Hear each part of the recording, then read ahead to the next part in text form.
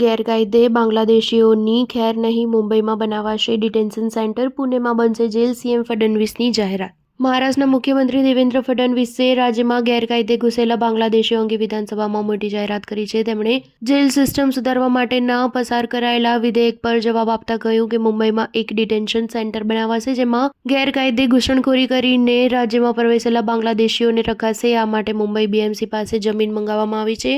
તેમણે કહ્યું કે તે લોકો વિદેશી નાગરિક હોવાના કારણે તેમને જેલમાં ન રાખી શકાય. આ જ કારણે તેમને ડિટેન્શન સેન્ટરમાં રાખવામાં આવશે. તેમણે કહ્યું કે આપણે તાજેતરમાં જોયું છે કે ડ્રગ્સનો કેસ, ગેરકાયદે પ્રવેશનો કેસ અને ગેરકાયદે બાંગ્લાદેશીઓ, તેઓ તમામ વિદેશી નાગરિકો છે, તેથી તેમને સીધા જ જેલમાં ધકેલાય. તેમણે ડિટેન્શન કેમ્પમાં રાખવામાં આવશે. બીએમસીએ અને ડિટેન્શન કેમ્પ બનાવવા માટે જમીન આપી છે, પરંતુ તે જમીન ડિટેન્શન કેમ્પના માપદંડો અનુરૂપ નથી.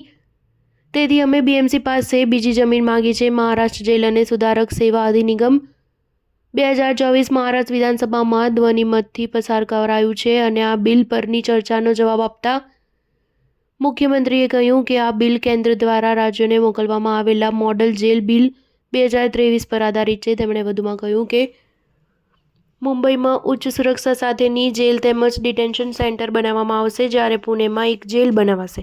આ જેલ 2 માળની રહેશે. મુખ્યમંત્રીએ સ્વીકાર કર્યો છે કે રાજ્યમાં જામીન મેળવનારા 1600થી વધુ આરોપીઓ પાસે જામીન ચૂકવવા માટે નાણાં નથી, તેથી તેઓ જેલમાં છે. આ નવા વિધેયકમાં ખુલ્લી જેલ, વિશેષ જેલ, અસ્થાયી જેલ અને મહિલાઓ માટે ખુલ્લી વસાહત જેવી જેલો માટેની જોગવાઈઓ છે.